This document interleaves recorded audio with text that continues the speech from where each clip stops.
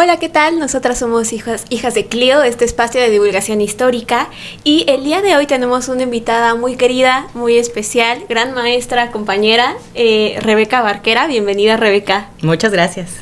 El día de hoy, en este 9º capítulo de Hijas de Clio, charlaremos sobre mujeres que entretejieron la historia y el arte en México, un momento muy particular en México, de 1930 a 1940 aproximadamente.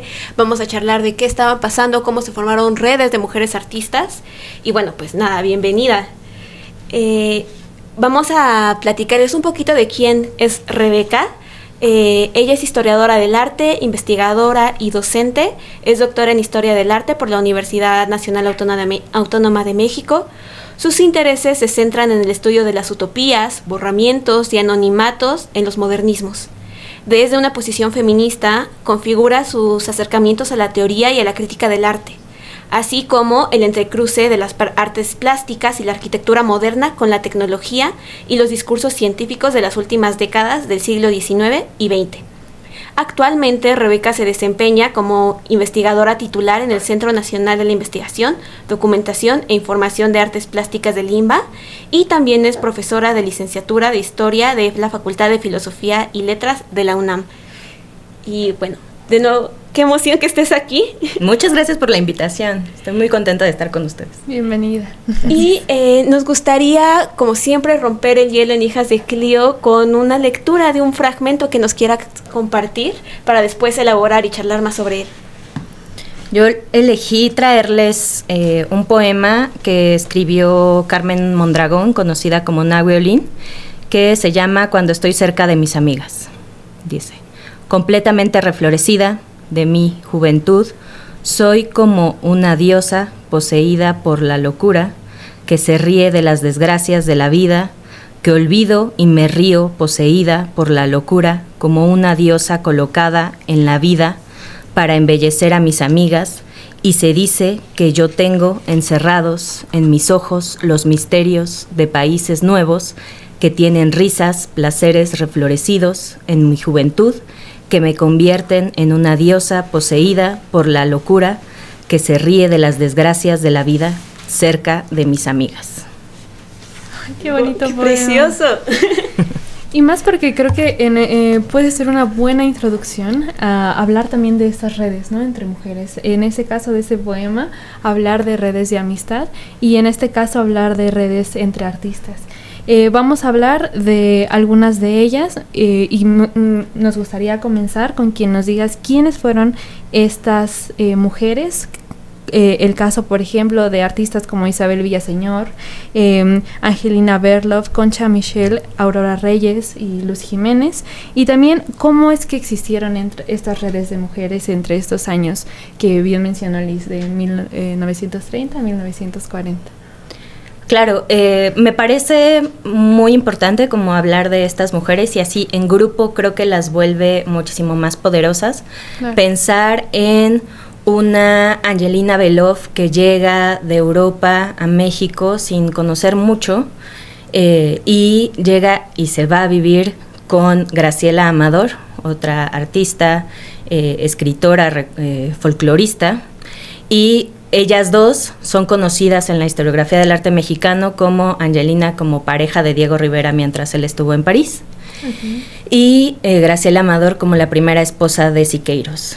Entonces, ese es como el lugar que le han dado la narrativa hegemónica de la historia del arte, pero si las pensamos ya en un México justo en 1930, las dos están buscando de qué manera contribuir, de qué manera también sostenerse, mujeres solas que viven juntas y son maestras, ¿no? Entonces ambas dan clases de dibujo, ambas van a estar involucradas en distintos movimientos sociales, sobre todo Graciela Amador con el Partido Comunista, donde va a conocer a Concha Michel, y juntas van a escribir muchísimos corridos para pues sí, buscar la liberación, la revolución por venir, o sea, la revolución internacionalista, y pues en ese momento, en su casa, organizan muchas reuniones a las que, de casualidad, llega una joven Isabel Villaseñor que está estudiando en una de las escuelas de pintura al aire libre, y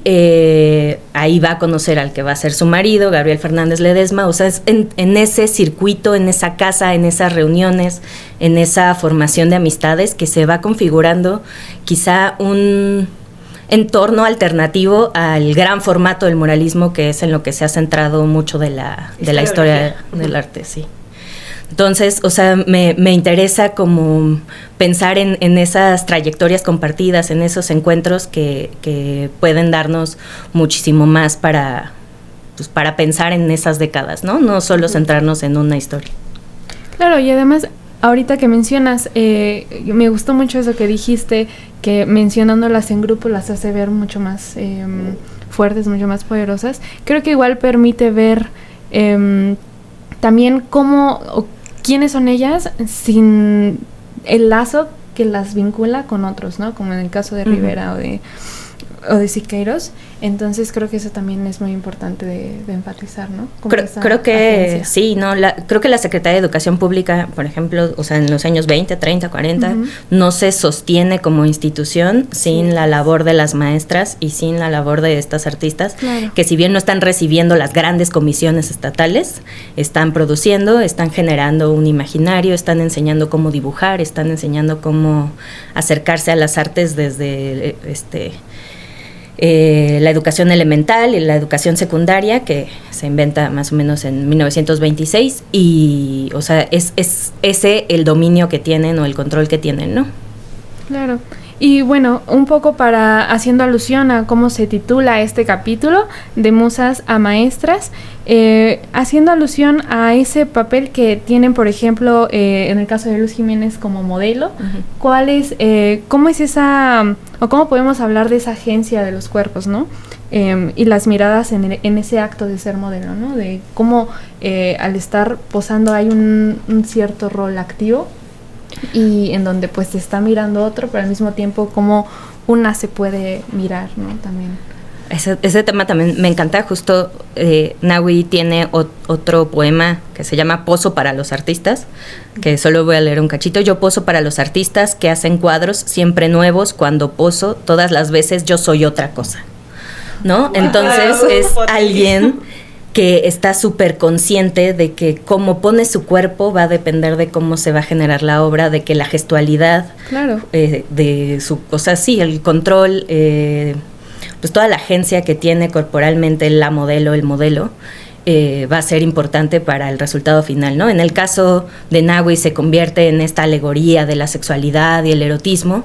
En el caso de Luz Jiménez se va a convertir en esa alegoría de el mestizaje, es la Malinche, es el pueblo de México, es muchas cosas, y al mismo tiempo es una mujer que va a dedicar su vida a que conozcamos la cosmovisión de varios pueblos nahuas en Milpalta, ¿no? Entonces también se vuelve maestra, enseña náhuatl, le enseña náhuatl a Jean Charlotte, a varios de los pintores, y va a ser la principal informante de estudiosos como Miguel León Portilla y Fernando Orcasitas de cosmovisiones, pues de ese sur de la Ciudad de México que a veces ya no reconocemos como la Ciudad de México, ¿no? El gran pueblo de Milpalta, los miles de pueblos de Milpalta, que pues también está representando ella con su propia presencia en los murales. O sea, es la persona que más se representa en los murales de Orozco, Rivera,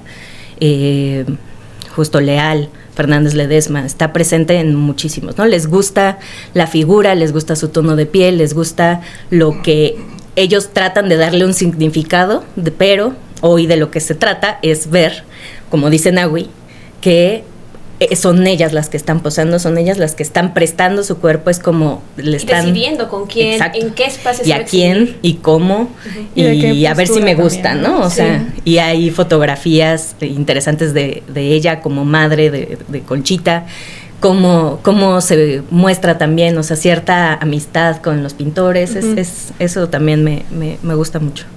Wow, y también, o sea, estábamos hablando un poco mencionaba los muralismos y estos grandes proyectos estatales, institucionales. ¿Cómo se posicionan este grupo de artistas? No sé si frente, porque no es confrontativamente, como bien mencionabas, puede ser como una especie de diálogo, de vinculación. ¿cuál sería el lugar de las mujeres en este proyecto nacional de los muralismos? Uh-huh. Pero también en qué espacios realizaron sus propias prácticas. Puede ser quizá hablar de prácticas híbridas, como bien mencionabas, eran maestras, pero eran modelos, pero eran artistas, y cómo no solo era como la artista que pinta, sino esta práctica híbrida también implicaba una flexibilidad más amplia de espacios, uh-huh. ¿no? Claro, sí, o sea, es pensar como, o sea, todas conocemos el texto de ¿por qué no hay grandes mujeres artistas? Claro. Y, o sea, no se trata de contestar esa pregunta, sino cómo está funcionando, ¿no? ¿Por qué no hay grandes uh-huh. muralistas? O sea, ¿por qué no? Más bien, ¿dónde están? ¿O qué están haciendo posible, no? Y creo que, o sea, por ejemplo, de las mujeres que hablábamos, es porque se están desempeñando en la labor editorial, ¿no? Casi muy poco investigada, pero el papel de las mujeres como ilustradoras en las publicaciones justo de la Secretaría de Educación Pública o en el incipiente mundo editorial que empieza a generar muchísimas más publicaciones porque la gente empieza a consumir libros, eso también, o sea, la mayor parte de la producción de Aurora Reyes no es en el gran formato, sino como ilustradora, como en las portadas de los libros, como las viñetas, de su amiga, por ejemplo, Concha Michel hace todas las portadas. Angelina Belov se va a encaminar en el rubro del teatro guiñol y uh-huh. entonces ella va a traducir muchísimas obras del francés, del ruso, va a estar con Lola Cueto generando nuevos personajes, nuevos títeres, rescatando tradiciones europeas. O sea, es de qué otras maneras están generando pues motivos o maneras de acercarse al público, acercarles pues lo que se concebía en ese momento como lo cultural, ¿no? Claro, y me imagino que además de alguna u otra forma tuvo mayor difusión porque los murales de la Secretaría de Educación Pública, los funcionarios no uh-huh. lo podían ver, pero la revista y estos otros formatos podían tener mayor difusión, ¿no? Y en ese sentido estamos hablando también de otros públicos, ¿no? Claro, sí, muchísimo más amplio el trabajo directo en un salón de clases que, pues sí, la visita de un mural, aunque pues el mural estaba abierto, ahí claro. se reproducen fotografías, se reproducen grabados, o sea, es tema de conversación, tiene una circulación amplia, aunque, quizá no físicamente, pero en otras maneras, ajá. Pero creo que la labor justo de grupo o en las misiones culturales o en estas otras es más bien como un poco más directa uh-huh. y que puede generar una mayor comunidad, o bueno, así lo estoy pensando. Sí, y también sobre estos proyectos editoriales que, bueno, me llamaron muchísimo la atención, considerar cómo las mujeres estaban produciendo ahí prácticas artísticas, grabados, y también que tiene, bueno, sé que trabajas por ahí cuestiones de mecanografía y de cómo las mujeres hacían este trabajo de reproducción. O sea, ¿crees que ahí hay una vinculación entre lo editorial, el trabajo de las mecanógrafas y la práctica artística? Sí, definitivamente. O sea, podremos quizás hacer la analogía de las musas, o sea, o las modelos con las mecanógrafas, ¿no? Parece que el dictado es algo pues que solo va de un lado, o sea, yo dicto, tú escribes y tú no estás aportando nada, lo mismo, uh-huh. Yo pinto y tú estás posando, entonces yo soy el agente que está, el de las grandes ideas, y más bien es evidenciar que sin esa labor de las mecanógrafas o sin las modelos, pues no existirían los grandes archivos que tenemos, o sea, claro. Probablemente el 75-80% de la GN no habría si no se hubieran hecho las copias. Hermila Galindo, gran líder feminista, empieza como mecanógrafa, uh-huh. O sea, pensar en esa labor, en la agencia que se tiene corporalmente frente a la máquina de escribir, el error, la huella, el tratar de modificar, o sea, porque muchas veces el dictado es continuo y entonces hay una modificación también gramatical de la persona que está uh-huh. escribiendo. Eso creo que es importante y bueno, va muy unido a la labor ya de producción de un libro, ¿no? Sabemos que un texto puede ser escrito por una persona, pero ya un libro es un trabajo en equipo y claro. Entonces hay muchísimas agencias ahí entrecruzadas. Y también como hay una cierta labor de decisión, ¿no? Porque una mujer que, por ejemplo, está posando también puede decidir, por más que le digan posa de esta manera, decidir pongo mejor la mano de esta, aunque parezca un poco más sutil. Puede, o se ha dado casos así, en donde como que haya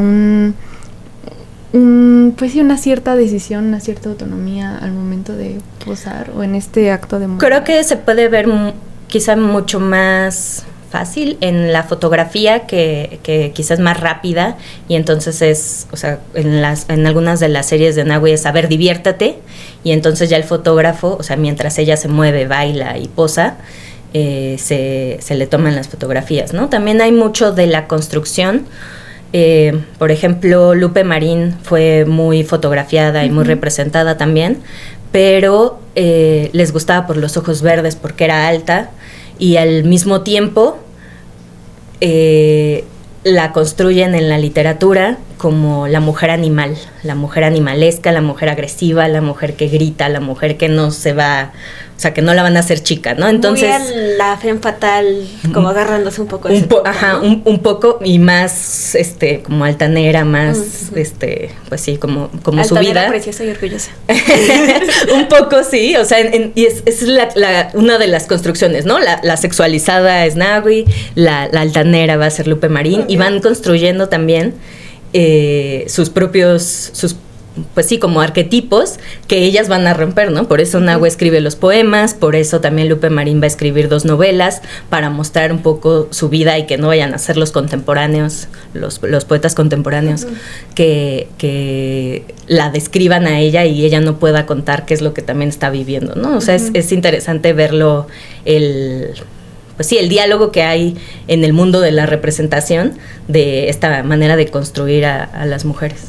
Y bueno, también hablando de cómo se representa y se construye el cuerpo femenino en lo visual, muchas de estas artistas también representaron cuerpos o violentados o siendo sujetos de esa violencia masculina, no sé si llamarla patriarcal, pero finalmente creo que sí lo era. Sí.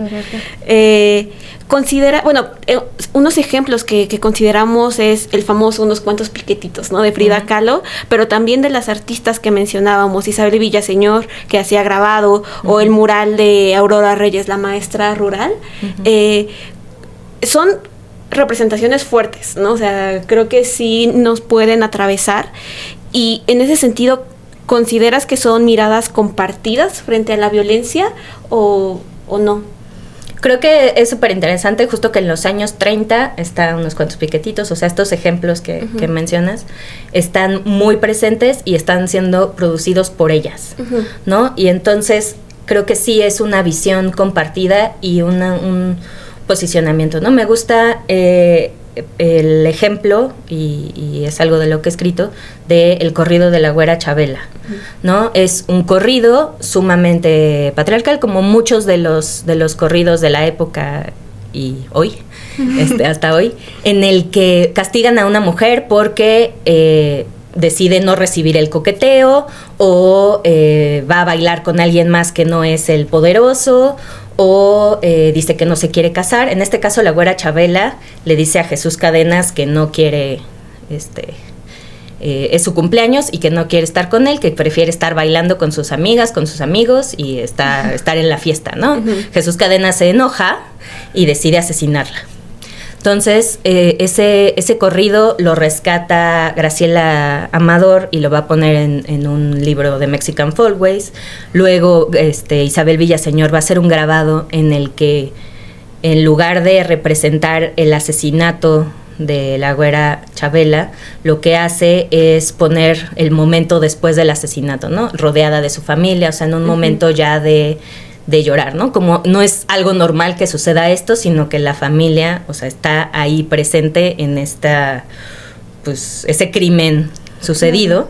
Y sabemos que Isabel Villaseñor montó ese grabado como parte de una escenografía, porque convirtió el corrido en una obra de teatro, justo en la Escuela de Pintura al Aire Libre, en la que ella después se vuelve maestra después de ser alumna, y va a modificar un poco las cosas para cuestionar o para hacer que el público se cuestione si está bien o mal. O en el caso de Concha Michel, también va a escribir una obra de teatro basada en el corrido, y va a agregar un final distinto en el que los hermanos de Chavela van y matan a Jesús Cadenas.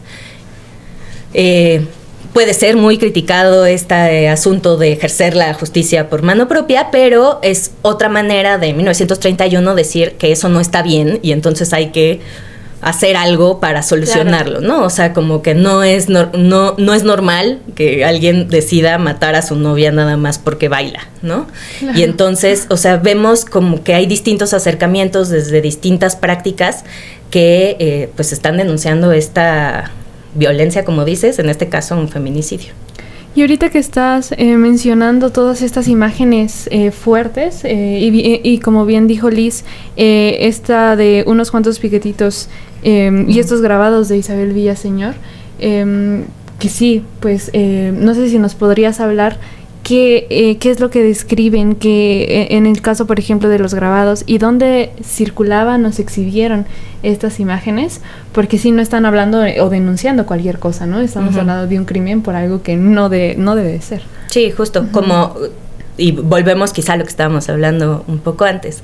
No los vamos a ver representados en el gran muro, en el caso de la Güera Chavela, sino que van a estar publicados en libros, en la revista El Sembrador, como escenografía teatral, y bueno, el caso de que mencionaban ahorita del mural de la maestra rural, como lo conocemos ese mural como el primer mural realizado por una mujer, que pues en realidad es que la LEAR, la Liga de Escritores y Artistas Revolucionarios, ponen a concurso y se concursan muchísimos muros, y uno de ellos es el que gana Aurora Reyes, pero en el Centro Escolar Revolución, que vayan por favor, está en Metro Valderas, está ese mural en la entrada, es chiquito comparado con otros, pero está denunciando pues esa manera de ejercer violencia de los cristeros en un momento de la maestra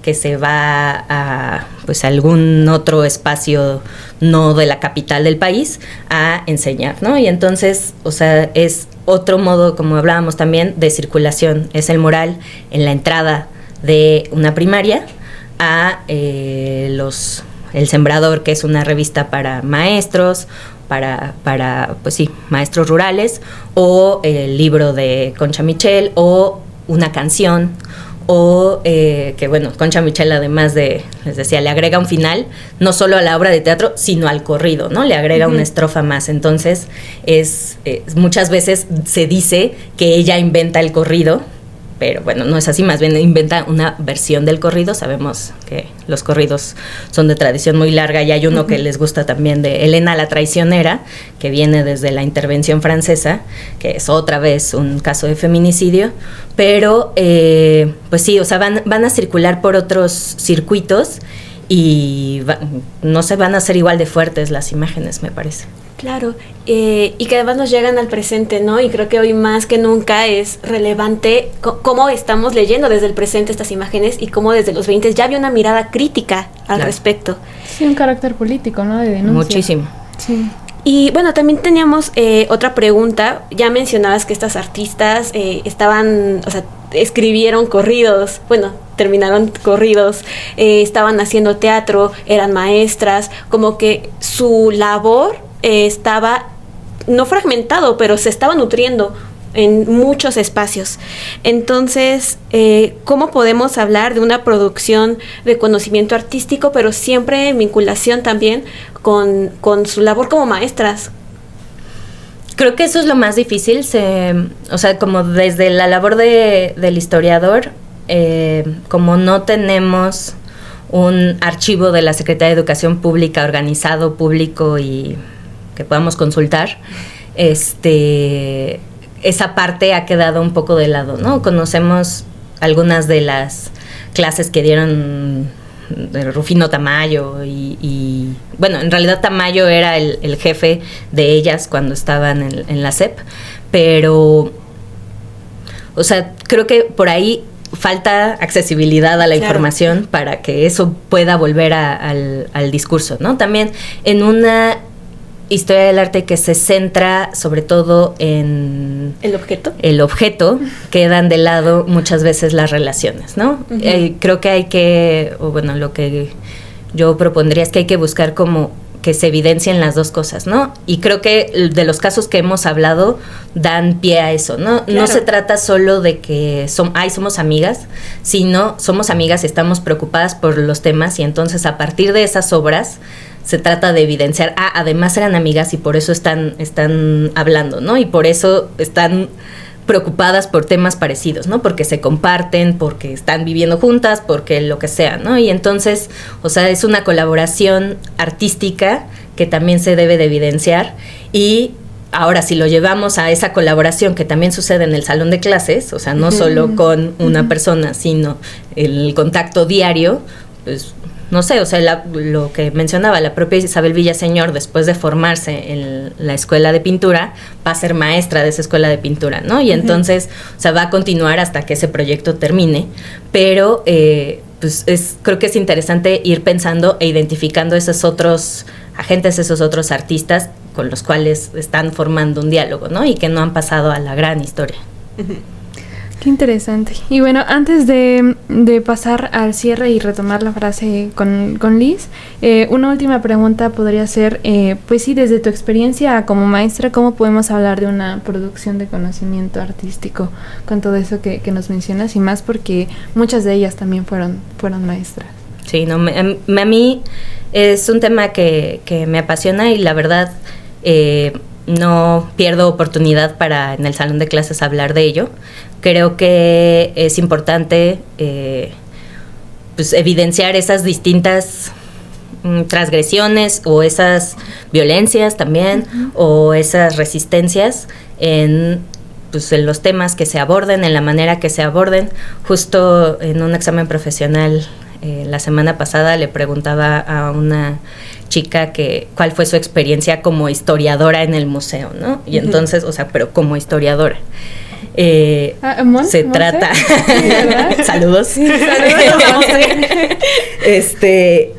¿De qué se trata, no? O sea, como yo pienso que toda clase, todo texto es un posicionamiento y entonces debe de ser aprovechado como tal, ¿no? Estás mostrando lo que piensas, tus ideas para ser discutidos, y entonces pues a ver quién está dispuesto al debate, ¿no? Sí.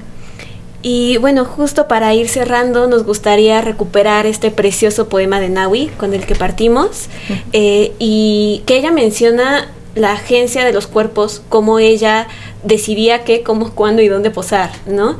Y me parece relevantísimo eso, enunciarlo no solo desde la práctica artística, sino enmarcarlo en los movimientos feministas más amplios, ¿no? Entonces, bueno, también preguntarte desde dónde estás pensando esta cita y a ti cómo te interpela personalmente. A mí hay 3 poemas que me encantan de Nahui, ya les compartí 2, que están escritos jugando un poco con la puesta en página, por eso la lectura fue un poco entrecortada, porque son palabras que se van moviendo de distancia en el margen. Y pues sí, los temas, ¿no? Está hablando de la agencia de ella como, o sea, quizás no estoy produciendo una imagen, que luego sabemos que pinta muchísimo, sí, claro, su propia imagen, pero, o sea, también estoy haciendo evidente que yo estoy prestando mi cuerpo para que se haga otra cosa, ¿no? Y la otra que es, que puede ser un poco más libre, que es un lugar de seguridad, pero también un lugar de creación, el estar con sus amigas, el estar acompañada, el poder dialogar, creo que también es importante, y bueno, por eso, como íbamos a hablar de esto, también lo elegí. Y bueno, antes creo que también, no sé si nos podrías hablar para las chicos que no conozcan a Nahui Olin, ¿quién es ella? ¿Por qué te inspira tanto? Y bueno, más porque nosotras 3 sí la conocemos, pero quizá algunas personas no, y creo que es también importante hablar de quién es Nahui. Claro, Nahui Olin es una maestra también de primaria de dibujo, es artista plástica, es poeta, es ensayista, ¿qué más? Modelo, fotógrafa, alquimista, fue muchísimas cosas. hija de un general porfiriano. Okay. Tiene que salir de México y vive su juventud, su primera juventud en París.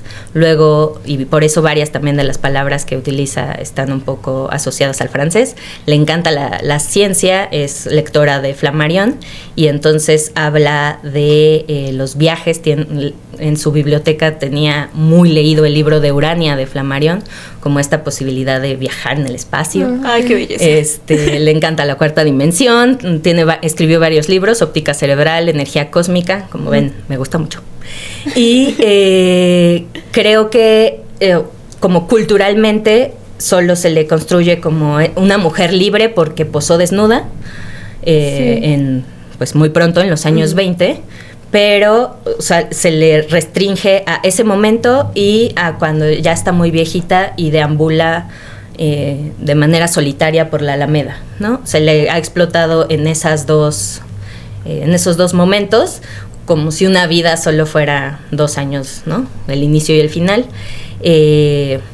Sobre todo lo que fue Nahui en su vida fue maestra, y eso también creo que es importante y va un poco con lo que hemos estado platicando. Ay, qué bonito también que nos muestres también toda esa faceta de que es ella, ¿no? Porque también la libertad no solamente es mostrar el cuerpo y posar desnuda, sino también desempeñarse en todas esas cosas que imagino que tanto disfrutó, y pues también te agradezco por enseñarme un poco más de ella. Gracias.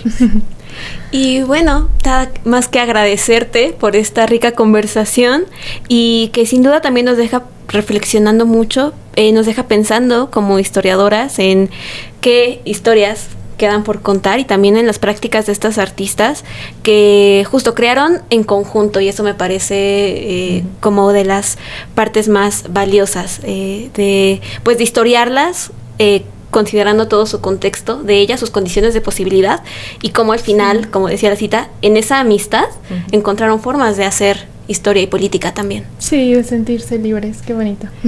Y bueno, gracias, Rebeca. Y bueno, sigan nuestras redes, tendremos más contenido para Instagram, para Spotify. Yo soy Lisbeth Bolaños. Yo soy Rosario Neri. Rebeca Barquera. Y esto fue Hijas de Clio. Nos vemos.